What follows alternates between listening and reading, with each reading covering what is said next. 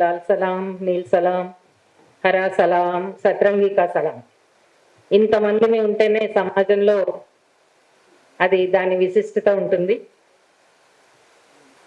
ఇక్కడ పెట్టినటువంటి పోస్టర్లో చనిపోయారని చెప్తున్నటువంటి వాళ్ళందరూ కూడా మనం కోల్పోయినటువంటి ఈ 10 సంవత్సరాల్లో మనం కోల్పోయినటువంటి అడవులకి ప్రతీకలు వాళ్ళు. ఆ అడవుల్ని రక్షించుకోవటంలో తమ ప్రాణాలని అడ్డుగా పెట్టినటువంటి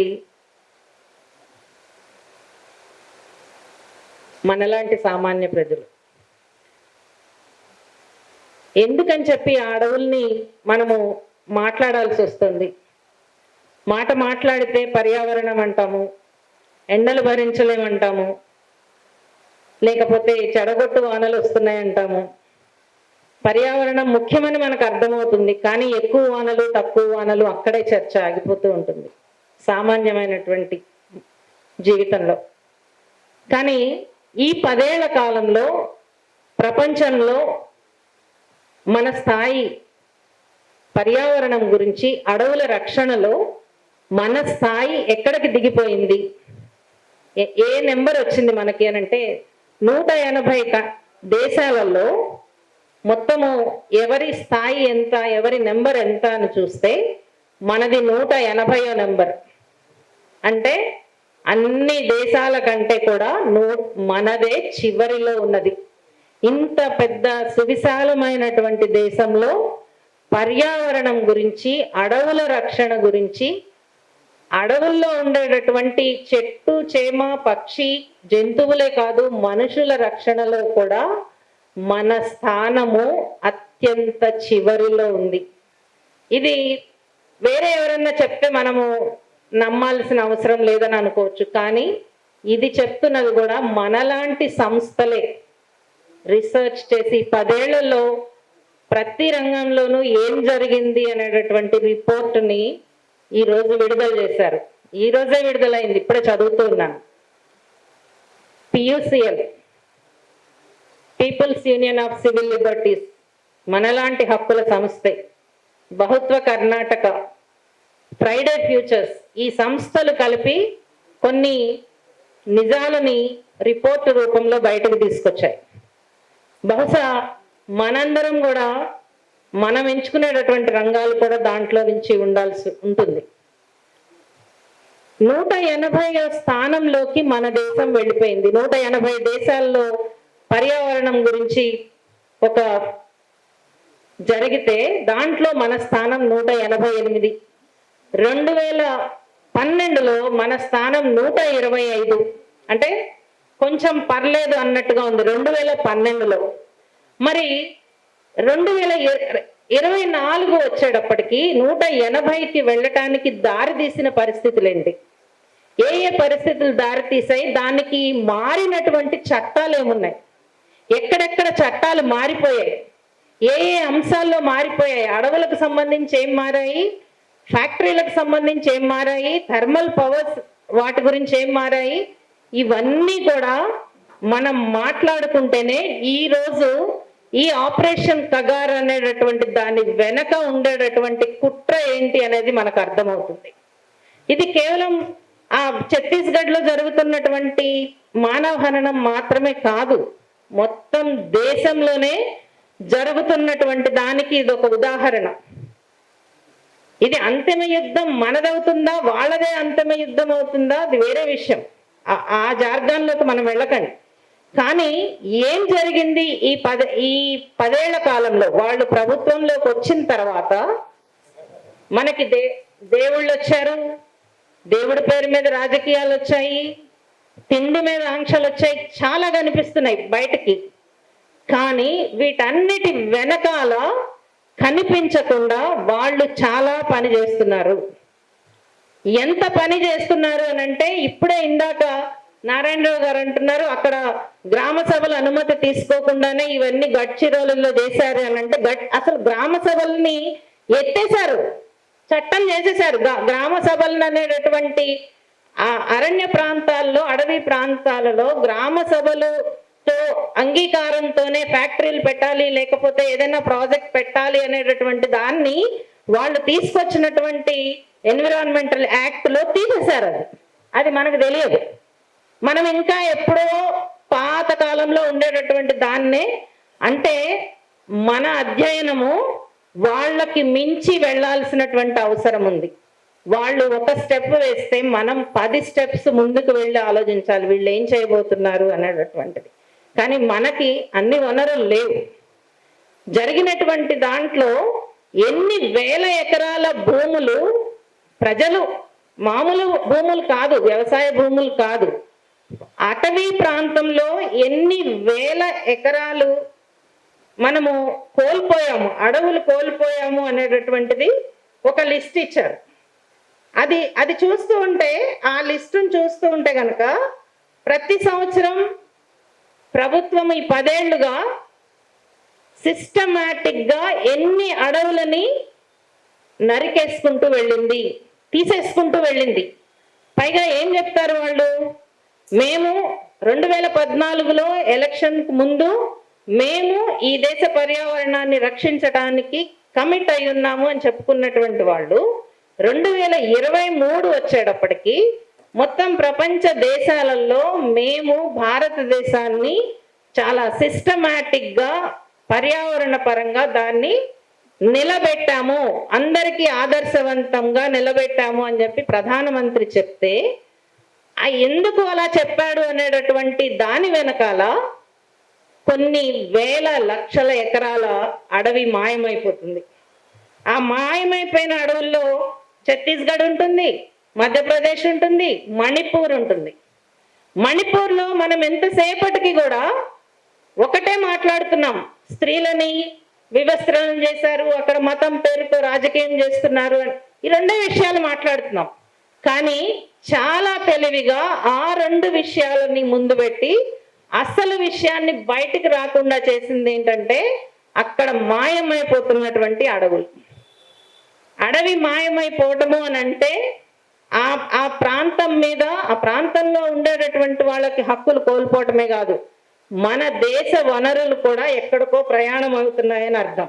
అంటే ఇన్ని సంవత్సరాల్లో ప్రధానమంత్రి చేసినటువంటి పర్యటనల్లో మనం చూడవలసింది ఆయన ఏ కోటు వేసుకున్నాడు, ఏ డ్రెస్ వేసుకున్నాడు, ఏమి చెత్త వాగాడు అనేటటువంటి దాని మీద పెట్టాల్సిన అవసరం లేదు. కానీ ఆయన అక్కడికి వెళ్ళి ఏ కంపెనీతో ఆయన సంతకం పెట్టాడు, ఆ కంపెనీకి కావలసినటువంటి ఖనిజ సంపద ఎక్కడ ఉన్నది, ఏ ఖనిజ సంపద మీద ఆధారపడి వాళ్ళు ఆ కంపెనీ, అక్కడ మల్టీనేషనల్ కంపెనీ మన దేశంలోకి రావటానికి ఇంట్రెస్ట్ చూపిస్తుంది, ఈ సమాచారం మన దగ్గర ఉండటం లేదు, రానివ్వటం లేదు. ఎందుకనంటే వేరే వైపుగా మొత్తం అంతా ఆలోచనల్ని మార్చేటటువంటి ఒక మాయ నడుస్తూ ఉంటుంది. ఈరోజు ఛత్తీస్గఢ్ లాంటి ప్రాంతము పదే పదే ఎందుకు బయటకు వస్తుంది, ఎందుకు వస్తుంది అని అంటే అక్కడ నియంత్రించే, అంటే అడ్డుకునేటటువంటి శక్తులు, అడ్డుకునేటటువంటి ప్రజా ప్రతిఘటన, అది మావోయిస్ట్ పార్టీ రూపంలో ఉండొచ్చు, లేకపోతే మావోయిస్ట్ పార్టీ ఇచ్చినటువంటి అండ కావచ్చు, నాకు తెలియదు ఆ వివరాలు ఏంటి అనేది. కానీ ఒక ప్రజా ప్రతిఘటన అనేటటువంటిది మాత్రము చాలా బలంగా ఉన్నది. ఆ బలమైనటువంటి ప్రజా ప్రతిఘటన ఉన్నది కాబట్టే అన్ని రకాలైనటువంటి ఉల్లంఘనలని వాళ్ళు అక్కడ నిర్భయంగా చేసేస్తున్నారు. అందుకనే ప్రతి బడ్జెట్లో కూడా, బడ్జెట్ పెట్టినప్పుడు, పార్లమెంట్లో చర్చలు జరిగినప్పుడు ఎన్ని రకాలైనటువంటి చట్టాలు మారుతూ వెళ్ళిపోతూ ఉంటాయి. అవి ప్రజల వరకు వచ్చే అవకాశం లేదు. ఎందుకనంటే మొత్తం జరిగేదంతా ఇంగ్లీష్లో జరుగుతుంది. దాని మీద చర్చలు మీడియా ఎట్లానో అందజేయదు.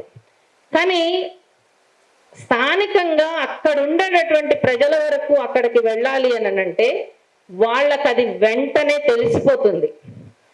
ఎందుకనంటే ఒక ట్రెంచ్ వేశారు అని అంటే, అడవిలో ఒక గ్రామం చుట్టూ ఒక ట్రెంచ్ వేశారు అని అంటే అక్కడ ఉండేటటువంటి ప్రజలకు అర్థమైపోతుంది ఇంకేదో రాబోతోంది, ఇక్కడ మూమెంట్ ఆపబోతున్నారు. ఎందుకు మూమెంట్ ఆపుతారు? అంటే అక్కడ ప్రజలు తమకి వ్యతిరేకంగా రాకుండా ఉండాలి అనేటటువంటిది. అది చాలా అన్ని చోట్ల ఆదిలాబాద్లో కనిపిస్తుంది, లేకపోతే భద్రాచలం అడవుల్లో కనిపిస్తుంది, చింతపల్లి అడవుల్లో కనిపిస్తుంది, ఇంకెక్కడైనా సరే ఆదివాసీ ప్రాంతాల్లో ఎక్కడికి వెళ్ళినా కానీ ట్రెంచీలు వేయడం అనేటటువంటిది చాలా సర్వసాధారణంగా మారిపోయినటువంటి విషయం. అంటే అది జరిగిన వెంటనే అక్కడ ఒక కామన్ సెన్స్ పనిచేస్తుంది, ఏదో జరగబోతుంది ఇక్కడ అనేటటువంటి. నిజానికి మనకి ఇక్కడ మైదాన ప్రాంతాల్లో పట్టణ ప్రాంతాల్లో ఉండేటటువంటి వాళ్ళకి అర్థం కాదు. ఎందుకు అర్థం కాదు అని చెప్తున్నాను అనంటే, మొన్న ఈ మధ్య ఢిల్లీ ఎయిర్పోర్ట్లో ఒక 10 మంది అమ్మాయిలు కనిపించారు. అందరూ 20 నుంచి 25 ఏళ్ల వయసున్న అమ్మాయిలు, ఇంజనీరింగ్ చదువుకున్నటువంటి వాళ్ళు. ఎలక్షన్ గురించి ఒక్క మాట మాట్లాడితే వాళ్ళు చెప్పినది ఏంటంటే, కశ్మీర్ని చాలా బాగా చేశారు, మోడీ బాగా చేశారు. ఎందుకు కశ్మీర్ని బాగా చేశాడు అనుకుంటున్నారు అనంటే, టూరిస్ట్ అక్కడ వెళ్ళి ఎవరైనా వెళ్ళటానికి వీలుగా టూరిజాన్ని బాగా డెవలప్ అంటే మిగతా ప్రపంచానికి నగర పట్టణ జీవితాలకి కావలసింది తాము ప్రశాంతంగా లేకపోతే ఆనందంగా ఆహ్లాదంగా ఉండేటటువంటి టూరిజం మాత్రమే. ఈ మైండ్ సెట్ అనేటటువంటిది గత 30 సంవత్సరాలుగా మారిపోయింది. అంటే ఇప్పుడు అడవులు కూడా ఒక టూరిస్ట్ ప్లేస్లే, ఎందుకనంటే అక్కడ కొంచెం పచ్చదనం ఉంటుంది, ఎన్ని ఎకరాలు పోయినా కానీ అక్కడ ఒక పచ్చదనం ఉంటుంది, అడవులు ఉంటాయి, లేకపోతే చూడటానికి బాగుంటుంది, లేకపోతే జంతువులు ఉంటాయి, ఇట్లాంటివేవో నడుస్తూ ఉంటాయి. అందుకనే అక్కడ జరిగేటటువంటి జీవన్మరణ పోరాటం అనేటటువంటిది పట్టణ ప్రజలకు కానీ నగర ప్రజలకు కానీ మాలాంటి వాళ్ళు ఎవరికి కూడా అర్థమయ్యేటటువంటి అవకాశం లేదు. ఇప్పుడు మళ్ళీ చూస్తే 2014-15 సంవత్సరంలో దాదాపు హెక్టేర్లలో ప్రతి సంవత్సరము సగటున 20,000 హెక్టార్లు, అంటే 15 నుంచి 20,000 హెక్టార్ల అడవి తరిగిపోయింది 10 ఏళ్ల పాటు. ఇది ఒక్కచోటే కాదు, దేశం మొత్తం మీద ఇంకా ఎంత లెక్క ఉందో మనకు తెలియదు. అంటే అంత అడవి పోవటము అనంటే ఆ అడవిలో ఆ అడవి ఇచ్చేటటువంటి పర్యావరణం ఒక్కటే కాదు, ఆ అడవి మీద ఆధారపడి జీవించేటటువంటి ప్రతి ఒక్కళ్ళ మానవ హక్కులకి జీవన హక్కులకి అన్నిటికీ కూడా విఘాతం కలిగినట్లే, అవన్నీ కూడా హరించిపోయినట్లే. ఎక్కడైతే నిలబడతారో, ఎక్కడైతే ప్రశ్నిస్తారో, ఎక్కడైతే ముందుకు వస్తారో, ఎంతో కొంత ఆ ముందుకు రావటం అనేది ఉంటుందో, బలమైనటువంటి ప్రతిఘటన ఎక్కడైతే ఉంటుందో అక్కడ సామాన్యమైనటువంటి ప్రజల మీదకి ఇలా సవాలుగా తేలుతారు. ఇది జరుగుతున్నది. ఈ వెనకాల జరుగుతున్నటువంటి దానిని మనం ప్రశ్నించవలసింది. ఈ రోజు ఇక్కడ 120 మంది చనిపోయారు అంటే రోజుకి ఒకళ్ళ చొప్పున ఈ 4 నెలలుగా చనిపోయారు అని అనుకుంటే గనక మనం మాట్లాడవలసింది కేవలం ఈ 120 మంది గురించి మాత్రమేనా? ఈ 120 మందితో పాటు ఈ 120 మంది ఎవరికైతే ఏ అడవికైతే ప్రతీకలుగా నిలబడ్డారో ఆ అడవి గురించి మాట్లాడాలి, ఆ అడవి లోపల ఉండేటటువంటి ఖనిజం గురించి మాట్లాడాలి. ఆ ఖనిజం ఇచ్చేటటువంటి ఉపయోగము మన దేశానికి ఎంత ఉన్నది, దాన్ని తీయటం ద్వారా మల్టీనేషనల్ కంపెనీలకు వెళ్ళేటటువంటి ఆదాయం ఎంత వెళుతుంది, దాన్ని కొమ్ము కాసేటటువంటి రాజకీయ పార్టీలకు ఎంత వెళుతుంది అనేది మాట్లాడాలి. ఎందుకు అనంటే ఎవరైతే ఈ ఛత్తీస్గఢ్లో 120 మంది చావులకి కారణమయ్యారో వాళ్ళు హోర్డింగుల మీద మేము ఆదివాసీ జీవనానికి ఆదివాసీ నవ్వులకి మేము ప్రతిజ్ఞ చేస్తున్నాం అని చెప్పి పెడతారు. మీరు కావాలంటే మాసప్ ట్యాంక్ దగ్గరికి వెళ్ళి చూడండి. NMDC అనే ఒక సంస్థ ఉంటుంది, మినరల్ డెవలప్మెంట్ కార్పొరేషన్, వాళ్ళు పెద్ద పెద్ద పోస్టర్స్ పెడతారు. ఏంటి అక్కడ ఆదివాసీ జీవితాల కోసమే మేము పనిచేస్తున్నాము అని చెప్తారు. అంటే వాటి వెనకాల కొల్లగొట్టేటటువంటి ధనం అపారమైనటువంటిది. ఎంత అపారం అంటే మనం ఊహించలేనంత అపారమైనటువంటి ధనాన్ని అక్కడ వాళ్ళు కొల్లగొడుతున్నారు. అందుకనే అక్కడ ఉండేటటువంటి కంపెనీలు ఎవరైతే ఈ ఛత్తీస్గఢ్ ప్రాంతంలో ఆ కంపెనీలను తీసుకోవాలని చూసారో, ఎవరైతే డెవలప్మెంట్ దాంట్లోకి వచ్చారో వాళ్ళే ఎలక్ట్రల్ బాండ్స్ పేరు మీద బీజేపీకి కోట్లాది రూపాయలు పంపించారు. మనకి లింక్ అక్కడ అర్థమవుతుంది. ఈరోజు కేవలం జరిగింది మానవ హక్కుల ఉల్లంఘన మాత్రమే కాదు, మొత్తం దేశ సంపదకు సంబంధించినటువంటి, పర్యావరణానికి సంబంధించినటువంటి అతి పెద్ద కుట్ర ఈ చావుల వెనకాల ఉంది. ఆ కుట్రని బయటకు తీయాలి అని అంటే మనం మన స్థాయిలో ఏం చేయగలుగుతాము అనేటటువంటిది ఆలోచించాలని నేను అనుకుంటున్నాను. ఎందుకనంటే ఒక్కళ్ళుగా చెయ్యలేము, కానీ చెయ్యాలి అని అనుకుంటే గనక మనం మీటింగులకు వస్తాం, మీటింగులకు వచ్చినప్పుడు బాగుంటుంది, కానీ మనం మన సమూహంలోకి వెళ్ళినప్పుడు, మన సమూహంలో ఇది అర్థమయ్యేటట్టు మాట్లాడేటట్టు చేసినప్పుడు పరిస్థితి ఏంటి, నిర్బంధం ఎట్లా వస్తుందనే భయం ఒకటి ఉంటుంది. అక్కడే మనం ఆలోచించుకోవాలి. అంటే నిర్బంధానికి భయపడమని నేను చెప్పట్లే, కానీ నిర్బంధాన్ని ఎదుర్కొంటూనే ఈ సంస్థలు కూడా బయటకు తీసుకొచ్చారు. కాబట్టి ఆ రకమైనటువంటి దాంట్లో మనము వెళ్ళాల్సినటువంటి అవసరం ఉంది.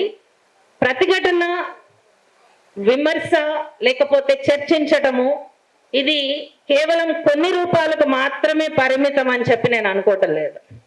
ఒక నిరసన ప్రదర్శన చేయటము, లేకపోతే ఒక ప్రెస్ స్టేట్మెంట్ ఇవ్వటము, లేకపోతే ఒక మీటింగ్ పెట్టడం ద్వారా మాత్రమే మన వాయిస్ బయటకు వస్తుందని నేను అనుకోవట్లేదు. మనకి బయటకు రావటానికి చాలా రకాలైనటువంటి మార్గాలు ఉన్నాయి. ఆ మార్గాల్ని మనమే అన్వేషించుకోవాలి. ఆ అన్వేషించుకునేటటువంటి దాంట్లో ఖచ్చితంగా మా వ్యక్తిగతమైనటువంటి స్థాయి అని కాదు, కానీ మేం పనిచేసేటటువంటి సమూహాలతో ఈ విషయాలను పంచుకోవటం ద్వారా చనిపోయినటువంటి వీళ్ళందరికీ కూడా ఒక జోహార్లు అర్పించగలుగుతాము, వాళ్ళ మరణానికి ఒక విలువనివ్వగలుగుతాము అని చెప్పి వాళ్ళ మరణం ఒక వృధా కాదు, ఒక విలువ ఉంటుంది అనేటటువంటి దాన్ని గుర్తు చేస్తూ ధన్యవాదాలు.